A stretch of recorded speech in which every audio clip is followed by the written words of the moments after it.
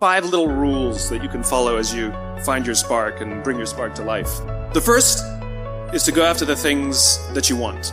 Let me tell you a story. So a friend of mine and I, we went for a run in Central Park. The Roadrunners organization, on the weekends, they host races.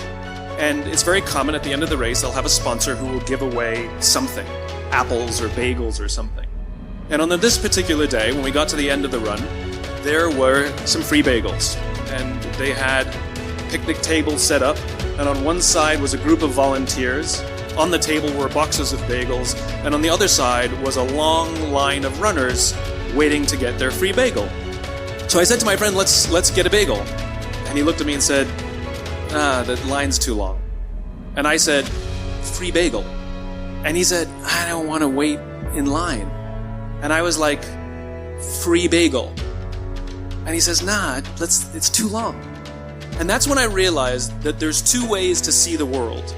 Some people see the thing that they want, and some people see the thing that prevents them from getting the thing that they want. I could only see the bagels. He could only see the line. And so I walked up to the line. I leaned in between 2 people, put my hand in the box, and pulled out 2 bagels. And no one got mad at me. Because the rule is, you can go after whatever you want. You just cannot deny anyone else to go after whatever they want. Now, I had to sacrifice choice. I didn't get to choose which bagel I got. I got whatever I pulled out. But I didn't have to wait in line. So the point is you don't have to wait in line. You don't have to do it the way everybody else has done it. You can do it your way. You can break the rules. You just can't get in the way of somebody else getting what they want. That's rule number 1. Rule number 2. I like this one. In the 18th century, there was something that spread across Europe and eventually made its way to America called puerperal fever, also known as the Black Death of childbed. Basically what was happening is women were giving birth and they would die within 48 hours after giving birth.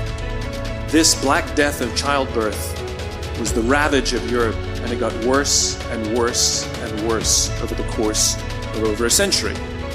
In some hospitals, it was as high as 70% of women who gave birth who would die as a result of giving birth. But this was the Renaissance. This was the time of empirical data and science, and we had thrown away things like tradition and mysticism. These were men of science, these were doctors. And these doctors and men of science wanted to study and try and find the reason for this Black Death of childbed, and so they got to work studying, and they would study the corpses of the women who had died. And in the morning they would conduct autopsies, and then in the afternoon they would go and deliver babies and finish their rounds. And it wasn't until somewhere in the mid-1800s that Dr. Oliver Wendell Holmes, father of Supreme Court Justice Oliver Wendell Holmes, realized that all of these doctors who were conducting autopsies in the morning weren't washing their hands before they delivered babies in the afternoon. And he pointed it out and said, guys, you're the problem.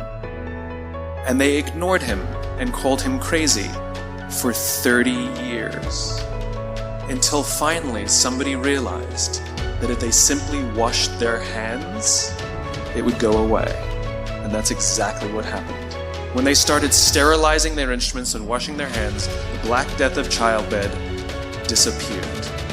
The lesson here is, sometimes you're the problem. And my point is take accountability for your actions. You can take all the credit in the world for the things that you do right, as long as you also take responsibility for the things you do wrong. It must be a balanced equation. You don't get it one way and not the other. You get to take credit when you also take accountability. That's lesson 2. Lesson 3. Take care of each other. The United States Navy SEALs are perhaps the most elite warriors in the world. And one of the SEALs was asked, who makes it through the selection process? Who is able to become a SEAL? And his answer was, I can't tell you the kind of person that becomes a seal. I can't tell you the kind of person that makes it through buds. But I can tell you the kind of people who don't become seals. He says the guys that show up with huge, bulging muscles covered in tattoos who want to prove to the world how tough they are, none of them make it through.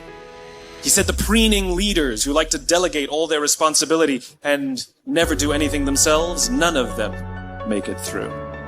He said the star college athletes who've never really been tested to the core of their being, none of them make it through. He says some of the guys that make it through are skinny, scrawny. He said some of the guys that make it through, you will see them shivering out of fear.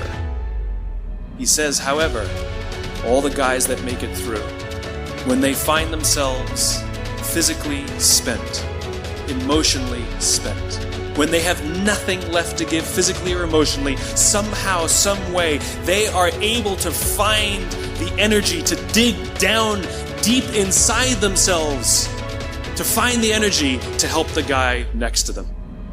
They become seals, he said.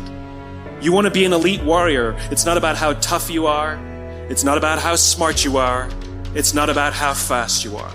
If you want to be an elite warrior, you better get really, really good at helping the person to the left of you and helping the person to the right of you. Because that's how people advance in the world. The world is too dangerous and the world is too difficult for you to think that you can do these things alone. If you find your spark, I commend you. Now, who are you going to ask for help, and when are you going to accept help when it's offered? Learn that skill. Learn by practicing helping each other. It'll be the single most valuable thing you ever learn in your entire life. To accept help when it's offered and to ask for it when you know that you can't do it. The amazing thing is, when you learn to ask for help, you'll discover that there are people all around you who've always wanted to help you. They just didn't think you needed it because you kept pretending that you had everything under control. And the minute you say, I don't know what I'm doing, I'm stuck, I'm scared, I don't think I can do this, you will find that lots of people who love you will rush in and take care of you. But that'll only happen if you learn to take care of them first. Lesson 4. Nelson Mandela is a particularly special case study in the leadership world because he is universally regarded as a great leader. You can take other personalities, and depending on the nation you go to, we have different opinions about other personalities. But Nelson Mandela, across the world, is universally regarded as a great leader. He was actually the son of a tribal chief. And he was asked one day, how did you learn to be a great leader? And he responded that he would go with his father to tribal meetings. And he remembers two things when his father would meet with other elders. One, they would always sit in a circle. And two, his father was always the last to speak. You will be told your whole life that you need to learn to listen. I would say that you need to learn to be the last to speak. I see it in boardrooms every day of the week. Even people who consider themselves good leaders, who may actually be decent leaders, will walk into a room and say, here's the problem, here's what I think, but I'm interested in your opinion, let's go around the room. It's too late. The skill to hold your opinions to yourself until everyone has spoken does two things. One, it gives everybody else the feeling that they have been heard. It gives everyone else the ability to feel that they have contributed. And two, you get the benefit of hearing what everybody else has to think before you render your opinion. The skill is really to keep your opinions to yourself. If you agree with somebody, don't nod yes. If you disagree with somebody, don't nod no.